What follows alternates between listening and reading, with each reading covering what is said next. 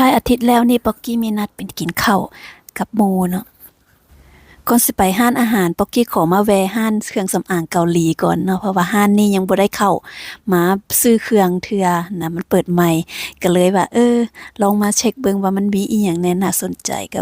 มีหลายอันที่ว่าคุณภาพดีและราคาถูกอยู่ได้น่าสนผู้ใดมักเครื่องสำอางหรือว่าความสวยความงามนี่ก็ถึกใจแล้วเนาะ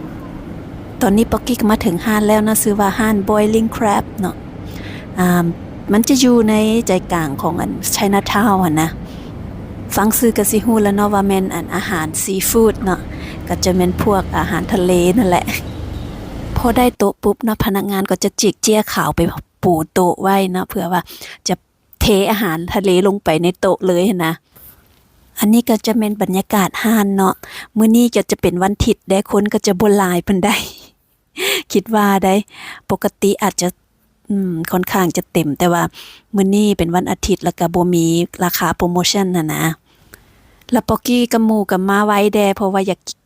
กินเขียวมื้อนะบ่อยากอยู่ดึกเนาะอันนี้ก็จะเป็นวิธีการกินกุ้งของเพิ่นเนาะเพิ่นก็จะติดภาพไว้ตอนนี้ป๊อกกี้ก็กำลังรอท่าอาหารมาเนาะก็พากันถ่ายรูปถ่ายหอยลิ้นไปซะแหละ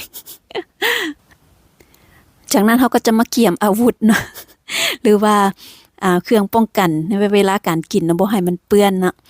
เพิ่นก็จะเอาผ้ากันเปื้อนมาให้ใส่ก่อนเนาะเพื่อว่าบ่ให้มันเปื้อนเครื่องเปื้อนของนะกินซีฟู้ดอันนี้มันแบบมันจะเปื้อนนะ มันจะเลอะเทอะหน่อยนึงเนาะแล้วก็จะมีถุงมือน้ำใดถุงมือจับเพื่อบ่ให้มันเปื้อนมืออีก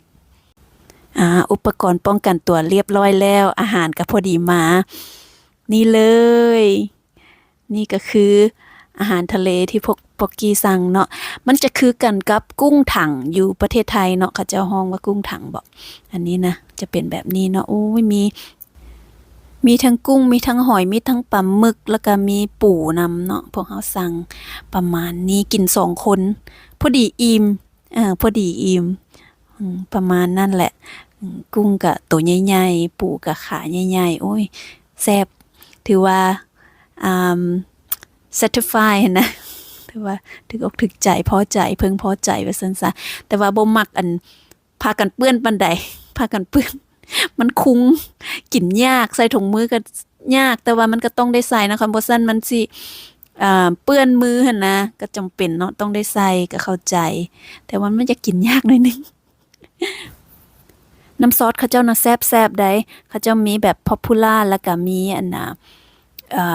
แบบกระเทียมหั่นนะแบบ garlic sauce นั่นแหละแซ่บดีเนาะหลังจากกินแล้วก็จะเบิ่งผลงานเนาะบัดนี้กินแล้วก็อยู่อิ่มไปหน่อยนึงแล้วก็มาเบิ่งผลงานนี่ โอ้เลอะเทอะหลายแต่กินอาหารประเภทนี้มันก็ต้องเป็นแนวนี้เลยเนาะมันสิให้เรียบร้อยจังได๋เนาะ แต่ว่าถ้าออกเดทแรกบ่เป็นตามาได้เนาะ อันนี้เป็นตอนก่อนกินเนาะออกมาสวยงามกินแล้วก็โอ้ยดีใจ satisfied ม่วนซื่น